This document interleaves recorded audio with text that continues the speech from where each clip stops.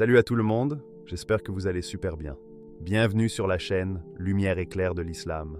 Et aujourd'hui, on se retrouve pour une toute nouvelle vidéo. Le Mahdi recherche la perfection de son jeûne et parle dans cette langue. Sans tarder, alors commençons. La terre est plongée dans l'injustice, la pauvreté et la tyrannie. Et pourtant, quelque part parmi nous, un homme ordinaire se prépare en silence à changer le destin du monde. Il ne parle pas comme un roi, ni comme un chef militaire. Il parle la langue de ceux que l'histoire a oubliés. Son arme, la patience. Sa force, la foi. Et son secret, il cherche la perfection de son jeûne, un jeûne qui dépasse la faim et la soif, pour devenir le guide qui rétablira la justice divine. Qui est-il vraiment?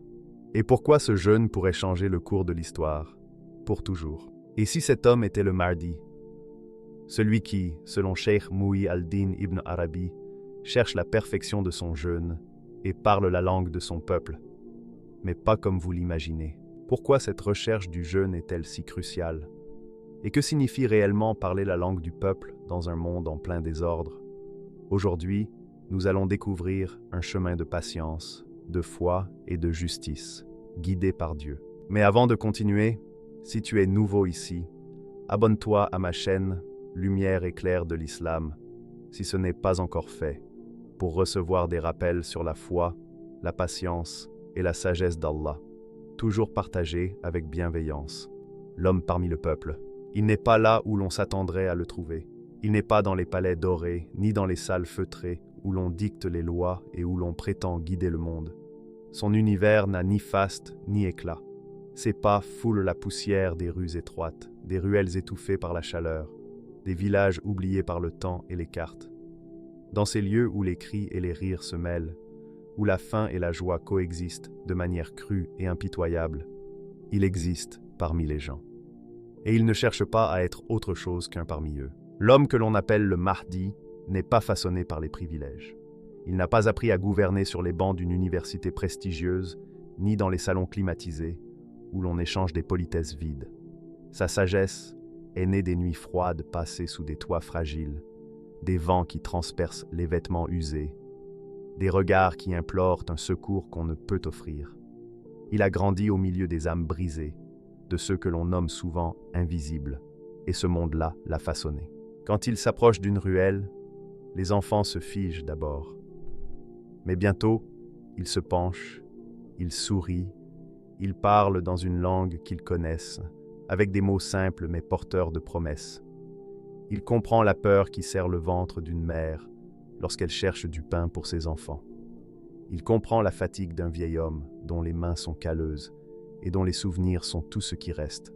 Chaque geste qu'il fait, chaque sourire qu'il offre, est une réponse silencieuse aux questions que personne ne pose plus.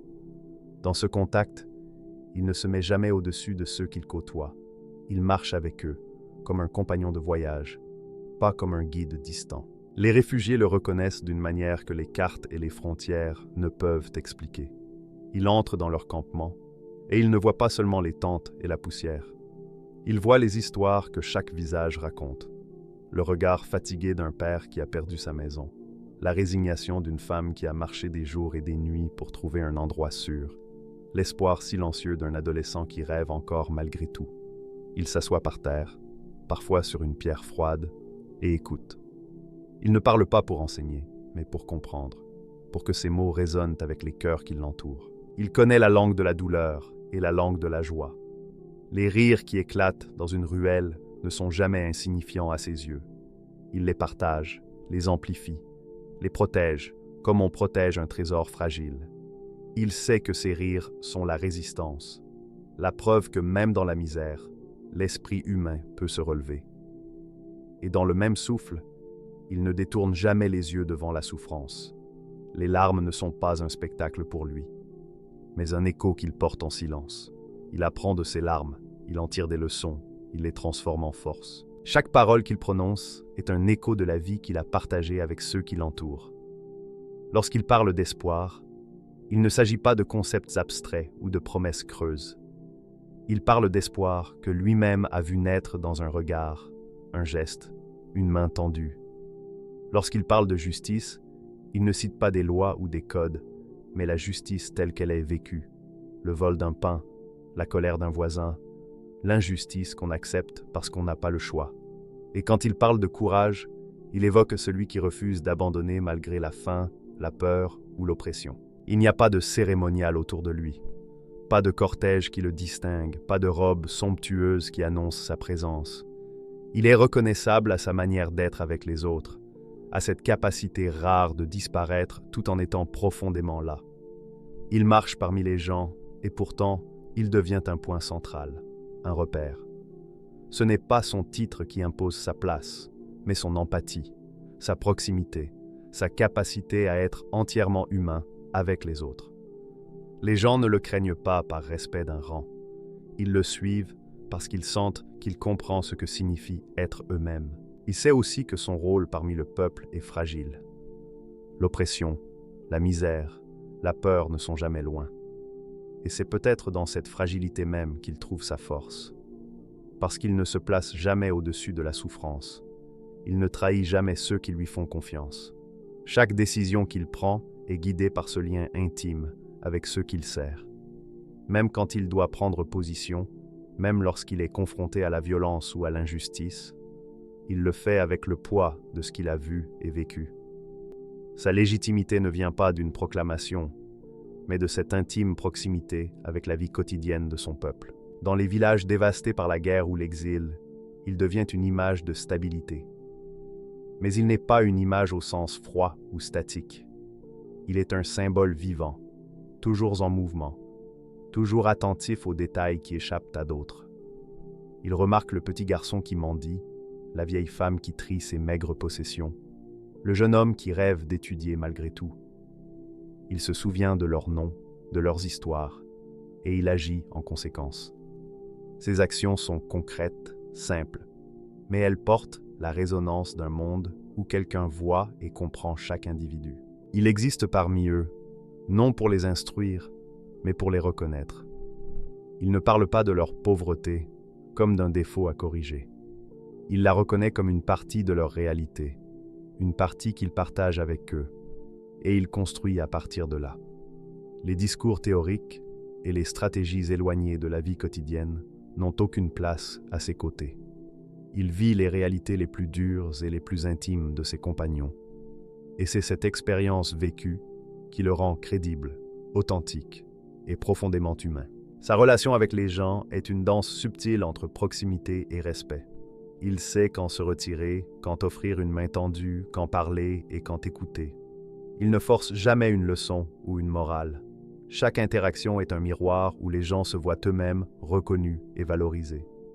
Cette capacité à être avec les autres, à comprendre sans juger, à s'impliquer sans dominer, le place dans une position unique.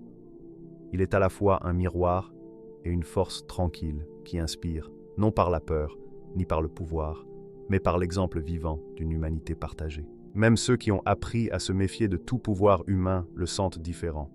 Il ne cherche pas à conquérir, à dominer ou à accumuler. Son pouvoir n'est pas dans l'argent, les armes ou les titres, mais dans la confiance silencieuse qu'il suscite. Il est l'homme parmi le peuple, et dans cette condition, il trouve sa grandeur.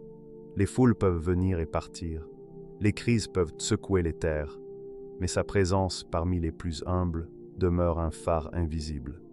Un rappel que la véritable force ne se mesure pas par la hauteur d'un trône ou l'éclat d'une couronne, mais par la profondeur avec laquelle on touche la vie des autres. Marcher avec les gens, parler leur langue, comprendre leurs douleurs, rire avec eux et pleurer avec eux. Voilà le secret de sa légitimité. Il ne se distingue pas par ce qu'il possède, mais par ce qu'il partage. Et c'est cette proximité, cette intimité avec le quotidien du peuple qui fait de lui une figure à la fois humble et extraordinaire. Il est le témoin de l'invisible, le gardien des oubliés, l'homme dont la force se mesure dans la capacité à rester humain au milieu de la souffrance. Dans chaque village, dans chaque ruelle, il laisse derrière lui des traces imperceptibles mais indélébiles.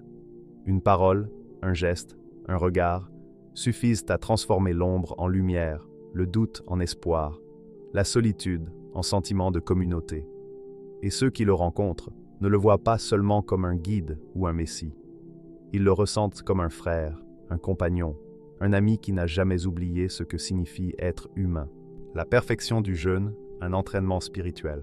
La perfection de son jeûne ne se mesure pas au vide de son estomac, ni à la sécheresse de sa gorge. Ceux qui observent le Mahdi pourraient en voir un corps affaibli par les heures sans nourriture, par la chaleur du soleil, par la fatigue des longues journées, et ils pourraient penser « voilà l'effort, voilà la discipline ». Mais ce qu'ils ne voient pas, c'est la force invisible, la vigilance silencieuse, le processus intérieur qui transforme chaque privation en lumière. Le jeûne n'est pas seulement un acte de retenue, il est une école de l'âme, un entraînement subtil où chaque pensée, chaque émotion, chaque souffle devient matière première pour l'ascension spirituelle. Il s'éveille avant l'aube quand le monde est encore plongé dans un sommeil lourd, quand le silence est plus dense que n'importe quel bruit. Il prend ses instants avec gratitude, mais il n'y a pas de rituel spectaculaire, pas de geste pour impressionner les autres. Il s'assied simplement, ferme les yeux et plonge dans une introspection attentive. Chaque pensée est examinée, chaque impulsion est observée. Son esprit se transforme en un jardin où chaque émotion est cultivée, tamisée, purifiée. Le jeûne est alors autant une purification du corps qu'une discipline de l'âme. À chaque pas qu'il fait dans la journée, à chaque regard qu'il pose sur le monde, il reste conscient. La faim, la soif, la fatigue deviennent des compagnons silencieux qui lui rappellent la fragilité humaine et la nécessité de la maîtrise intérieure. Il apprend à ne pas céder à l'irritation lorsque la faim serre son ventre ou que la soif dessèche sa gorge. Il apprend à ne pas être emporté par les désirs ou les distractions. Ce refus de se laisser dominer par le corps n'est pas un acte de renoncement, mais un exercice de liberté. La liberté de rester maître de soi, la liberté de laisser son cœur et son esprit intacts face aux turbulences du monde. Comme un guerrier de lumière patient, il prépare son esprit bien avant que les défis extérieurs ne se présentent. Mais contrairement aux armes et aux boucliers que manie un soldat, ces instruments sont intérieurs. La patience, l'attention, la constance, la conscience du divin. Chaque jour de jeûne devient un entraînement où il développe une acuité spirituelle capable de percevoir la vérité au-delà des apparences, de sentir l'injustice là où d'autres ferment les yeux, de tendre la main là où d'autres hésitent. Il s'exerce à transformer les souffrances en force et les désirs en discipline, à aligner chaque pulsation de son être avec la volonté d'Allah. La perfection du jeûne ne se limite pas au temps où il s'abstient de nourriture et de boissons.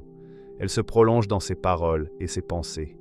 Même en présence d'ennemis, de critiques ou de provocations, il garde un cœur pur, un esprit tranquille, un jugement clair. Le jeûne devient un bouclier contre les émotions destructrices, un miroir où il observe son moi véritable. Les colères sont apaisées avant de se manifester, les jugements sont tempérés avant d'être prononcés, les intentions sont purifiées avant d'être traduites en actes. Chaque repas retardé, chaque gorge sèche, chaque moment de fatigue devient une leçon silencieuse sur la patience et la gratitude. Il apprend à savourer l'instant, à reconnaître le miracle dans chaque souffle, dans chaque goutte d'eau, dans chaque bouchée qu'il rompt à la fin de la journée. Et par cette maîtrise du corps et de l'esprit, il se rapproche du divin. La discipline devient prière, la faim devient méditation, la soif devient éveil spirituel. Le jeûne parfait exige aussi une vigilance constante. Même lorsqu'il est entouré par la foule, même lorsqu'il marche parmi le peuple, il garde son attention concentrée. Il ne se laisse pas emporter par les distractions du monde, ni par le tumulte des affaires humaines. Chaque acte, chaque parole, chaque pensée est pesée et alignée avec un objectif supérieur, devenir un instrument pur de guidance, un reflet de la lumière divine. C'est dans ce quotidien de discipline silencieuse que réside la véritable grandeur, non pas dans la démonstration extérieure, mais dans la transformation intérieure, invisible aux yeux du monde, mais puissante et indélébile. À ceux qui l'observent, il apparaît calme et humble, mais sous cette apparence tranquille se cache une force inébranlable, forgée par la répétition constante de ses exercices intérieurs. Chaque jour de jeûne renforce sa résilience, affûte son esprit, élargit sa compassion. Il apprend à sentir la faim des autres, à comprendre la douleur des faibles, à deviner le désir de justice des opprimés. Ainsi, Le jeûne ne devient pas seulement un acte individuel, mais une préparation pour servir le monde avec sagesse et empathie. Il est un maître de lui-même avant d'être un guide pour les autres. Et dans cette maîtrise réside la clé de sa capacité à transformer la société. Le jeûne parfait lui offre une clarté intérieure, une vision dégagée des illusions du pouvoir, des distractions de l'ego et des pièges de la vanité. Il ne cède jamais à la tentation d'agir pour l'orgueil ou la reconnaissance. Chaque action qu'il entreprend est le produit d'une intention pure, d'une discipline née du jeûne et d'une communion intime avec Allah. Ce n'est pas une perfection statique, mais un chemin, un processus continu. Chaque jour apporte son lot de défis, d'obstacles et de tentations, et il apprend à les transformer en occasion d'amélioration. Sa vigilance est constante, mais jamais pesante. Elle est fluide, naturelle, comme l'eau qui coule dans une rivière, mais qui sculpte pourtant le roc avec patience et persistance. Ainsi, la perfection de son jeûne devient une métaphore vivante pour le spectateur. Un rappel que la véritable force n'est pas dans la contrainte ou la privation superficielle, mais dans l'attention à soi-même, dans la maîtrise de ses instincts, dans la transformation de chaque épreuve en discipline spirituelle. C'est un art silencieux, une danse intérieure, une lumière tranquille qui éclaire le chemin vers la proximité absolue avec Allah. L'épreuve de la marginalisation. Il marche parmi les hommes, mais les hommes ne le voient pas. Chaque regard qui se détourne, chaque mot ignoré, chaque porte qui se ferme devant lui devient une pierre silencieuse dans le chemin de sa vie. Le Mahdi n'a ni pouvoir, ni richesse, ni honneur pour compenser cette invisibilité. Dans un monde obsédé par l'apparence, il est celui que l'on oublie, celui dont la voix s'éteint avant d'atteindre les oreilles des autres. Il est marginalisé, mais cette marginalisation n'est pas un accident. Elle est l'épreuve par laquelle son esprit est trempé, son cœur affiné. Les rues qu'il parcourt sont froides et indifférentes. Les habitants passent sans le reconnaître, absorbés par leur propre vie, par leurs besoins immédiats et leurs peurs. Il pourrait se courber, cesser de croire qu'il a un rôle à jouer, abandonner dans l'ombre ses aspirations. Mais au contraire, chaque refus, chaque déni devient un rappel. Chaque invisibilité nourrit sa détermination. Dans l'isolement, il apprend à ne compter que sur ce qui est véritablement inébranlable, sa foi et sa relation avec Allah. La marginalisation n'est pas simplement une absence de reconnaissance. C'est un silence pesant, un monde qui s'éloigne de lui, parfois avec méfiance, parfois avec indifférence. Dans ces moments, les voix de doute surgissent dans son esprit, dans le murmure de ceux qui l'entourent. Pourquoi te fatiguer? Qui t'écoutera? Qui te suivra? Ces voix sont puissantes, mais il ne les laisse pas dominer. Il les affronte, non avec colère, mais avec patience et discernement. La solitude devient un miroir, révélant les véritables intentions de son cœur, la profondeur de sa conviction. Chaque nuit, il contemple le ciel étoilé, et la distance des étoiles lui rappelle que la lumière peut briller même loin des regards. Dans le noir de sa marginalisation, il découvre une force silencieuse. Les épreuves ne sont plus des obstacles, mais des maîtres. Elles enseignent la résilience, la constance et la clarté d'âme. Les humiliations, les rejets, les ignorances se transforment en pierres angulaires de sa foi. Le Mahdi apprend à marcher dans l'ombre avec dignité, à avancer sans reconnaissance, à agir sans attente. Il voit l'injustice, mais il n'est pas encore le guide. Il entend les murmures des opprimés, mais ses mains restent souvent liées par l'absence de moyens. Et pourtant, cette période de marginalisation n'est pas stérile. Elle le prépare. Chaque isolement, chaque rejet est une forge où se trempe l'acier de sa patience. Chaque pas silencieux, chaque mot qui passe inaperçu, renforce sa capacité à écouter, à comprendre, à percevoir la vérité dans le chaos des voix humaines. La solitude n'est pas un vide, mais un espace sacré. C'est dans ce vide qu'il se rapproche de Dieu, qu'il apprend à écouter le murmure divin, à distinguer la lumière de la vérité dans un monde aveugle à sa présence. L'absence de pouvoir n'est pas une faiblesse. C'est une école où se forge l'humilité nécessaire pour guider avec justice. L'absence de richesse n'est pas un handicap. C'est la liberté de ne pas être corrompu par les possessions, de ne pas se plier aux intérêts éphémères des puissants. Et alors, paradoxalement, Ce qui pourrait sembler une condamnation devient une bénédiction. Dans l'ombre, il se libère des illusions du monde. Chaque regard détourné lui enseigne à voir avec ses yeux intérieurs. Chaque mépris le pousse à puiser dans sa foi pour trouver un équilibre que rien d'extérieur ne peut ébranler. Sa marginalisation, loin d'affaiblir sa mission, la purifie. Il se prépare à être le Mahdi, non en étant adoré ou craint, mais en ayant traversé l'épreuve que le monde impose à ceux qui sont humbles et vrais. Lorsque le moment viendra de se lever, de guider les hommes, il ne le fera pas avec arrogance ou avec désir de revanche. Il le fera avec la sagesse acquise dans l'ombre, avec la patience des jours ignorés, avec la certitude que la vraie autorité naît de la pureté du cœur et de la constance dans l'adversité. L'épreuve de la marginalisation n'est pas seulement un passage. Elle est le tremplin invisible qui transforme l'homme oublié en guide reconnu par la justice et la foi. Ainsi, marcher dans l'ombre n'a jamais été un renoncement pour lui, mais une préparation. Chaque pas ignoré, chaque mot perdu dans le vent, chaque porte fermée devant lui devient le matériau de sa force intérieure. Et quand le temps de l'action viendra, il s'élèvera non par l'influence des puissants, mais par la profondeur de sa foi, la force silencieuse de son cœur et la lumière qu'il a cultivée dans l'obscurité de la marginalisation. La patience face à l'injustice. Le monde autour de lui brûle, mais il ne s'enflamme pas. Il regarde la tyrannie se répandre comme une marée noire, la corruption glisser dans chaque recoin, les cris et le sang des innocents éclabousser les rues et les places. Partout où il pose ses yeux, il voit l'injustice prendre racine, s'installer dans les cœurs, dans les lois, dans les habitudes des hommes. Et pourtant, au milieu de ce chaos, son regard reste calme, impassible, attentif. Il ne s'effondre pas, il ne tremble pas, il ne s'emporte pas. Il connaît la patience, non pas comme une passivité, mais comme une force intérieure qui concentre toute son énergie sur le moment où l'action sera nécessaire. Chaque acte d'injustice, chaque mensonge, chaque oppression n'est pas une défaite, mais une leçon, une indication du chemin qu'il devra tracer. Le Mahdi apprend de l'injustice.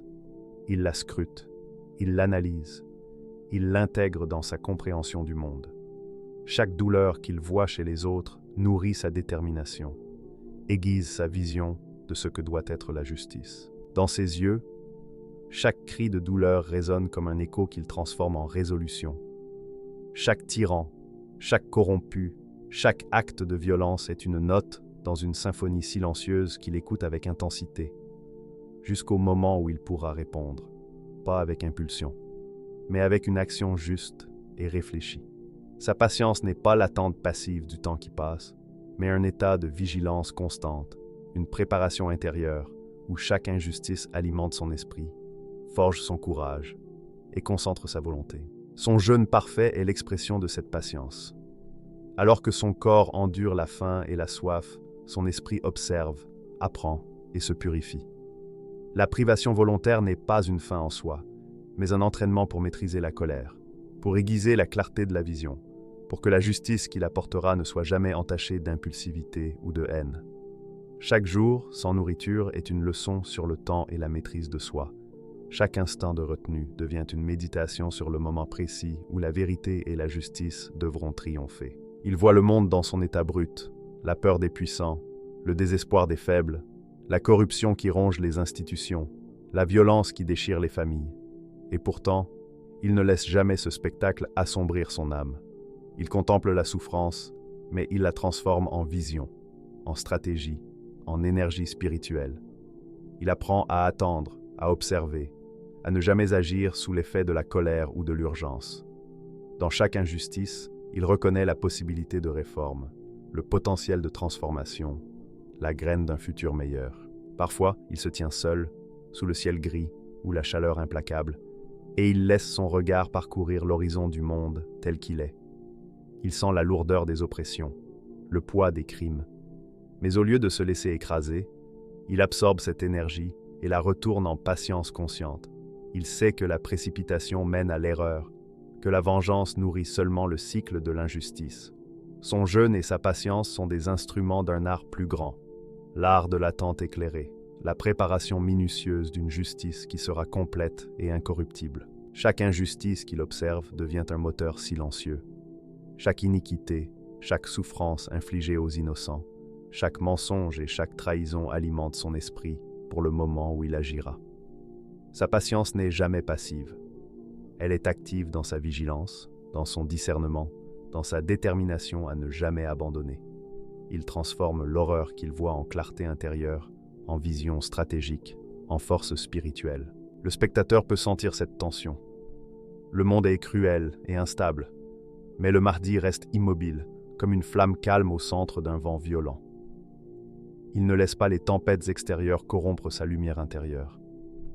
Il sait que la justice, pour être vraie et durable, doit émerger non d'une impulsion ou d'une vengeance, mais d'une patience inébranlable et d'une action alignée avec la vérité. Ainsi, chaque moment de frustration, chaque cri injuste, chaque sang versé devient un rappel silencieux de sa mission. Il sait que l'heure de la réforme viendra, et lorsqu'elle viendra, elle sera précise, réfléchie et totalement juste. La patience face à l'injustice est son entraînement secret, son jeûne intérieur prolongé, la préparation invisible d'une transformation à venir.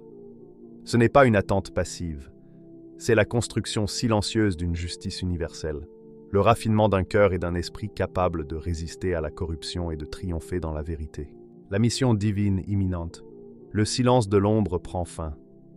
Après des années de patience, de jeûne parfait, d'injustice observée et de marginalisation endurée, le temps de l'action arrive.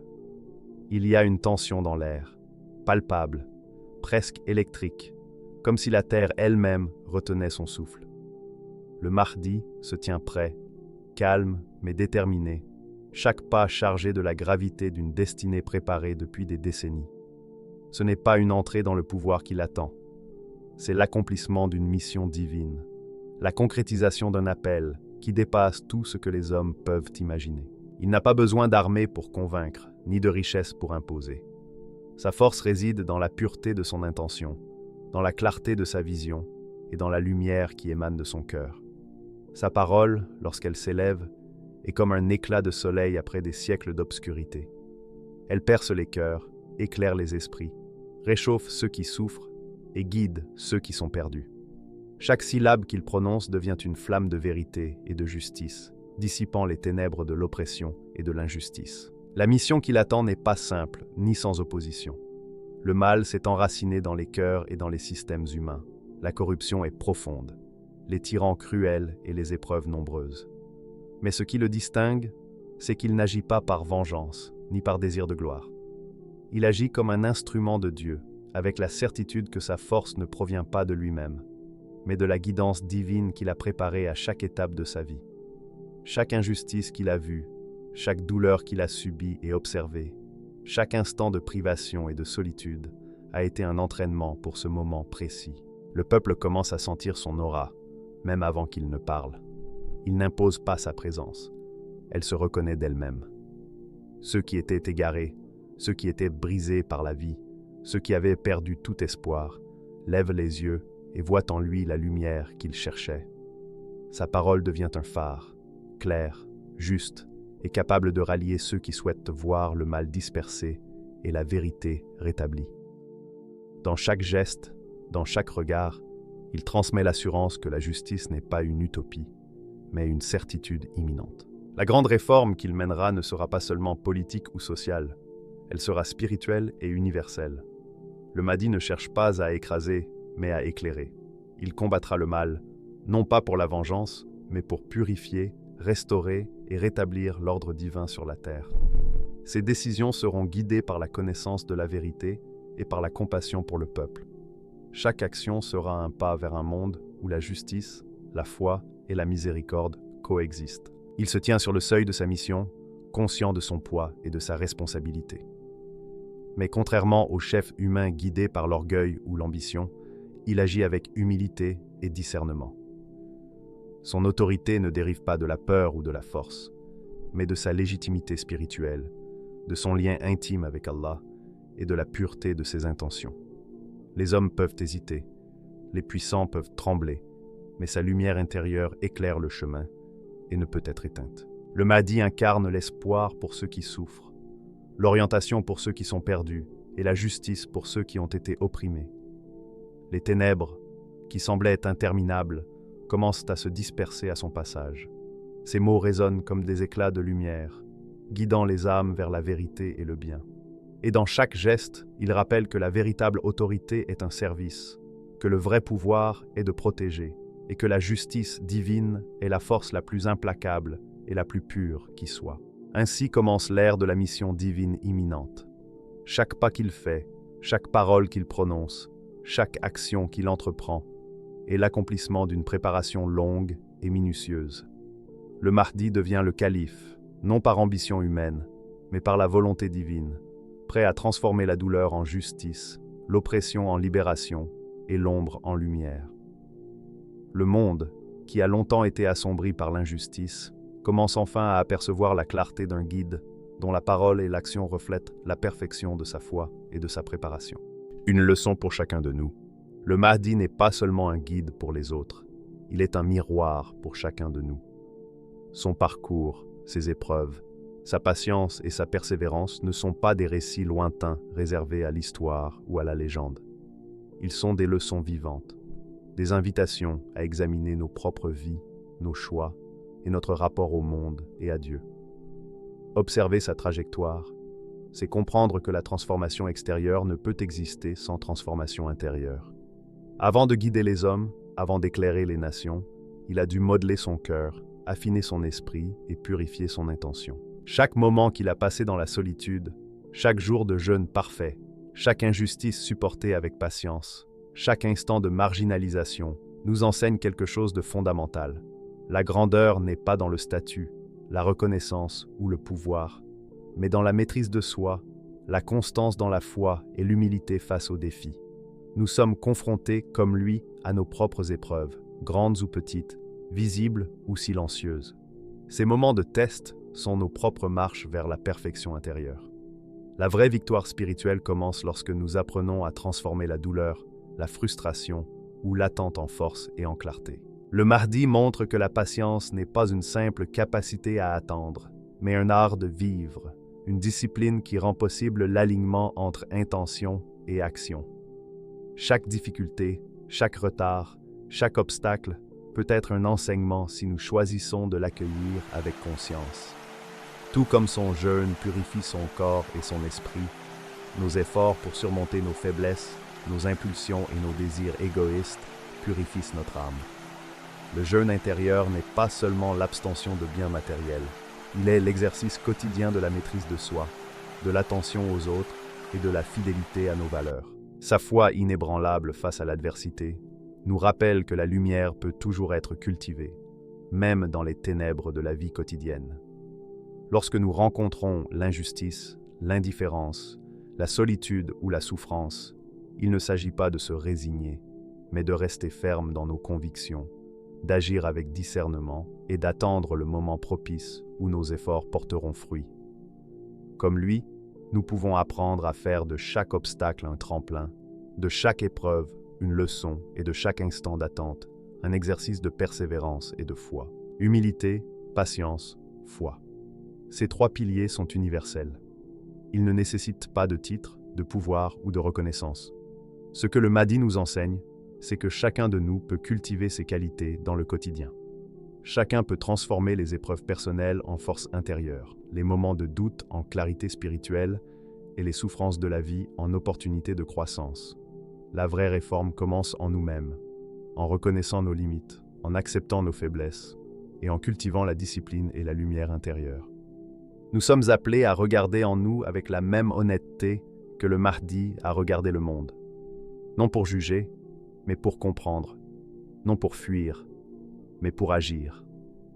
Chaque pas vers notre propre perfection intérieure est une préparation à agir de manière juste et éclairée dans le monde.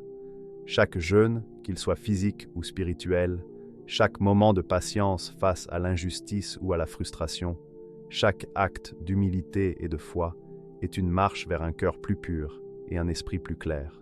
En fin de compte, la leçon du Mahdi dépasse l'histoire et la prophétie. Elle est une invitation personnelle. Elle nous rappelle que les véritables transformations ne commencent pas par des conquêtes extérieures, mais par la maîtrise de soi. que la grandeur se mesure non pas aux titres ou aux honneurs, mais à la force silencieuse de l'âme face aux défis quotidiens. Que chaque moment difficile est une occasion de cultiver la patience, la foi et l'humilité, et de progresser sur notre propre chemin vers la lumière et la justice intérieure. Alors, la prochaine fois que vous voyez le monde sombrer dans l'injustice, souvenez-vous, même le plus grand des réformateurs commence dans l'ombre, humble et silencieux, préparant son cœur et son âme. Et lorsque l'heure viendra, la patience et la persévérance guideront sa main, et la lumière de la justice divine s'étendra sur la terre. Le Mahdi n'est pas seulement un héros du futur. Il est un symbole pour chacun de nous, un rappel que la foi et la vigilance sont les armes les plus puissantes face aux ténèbres.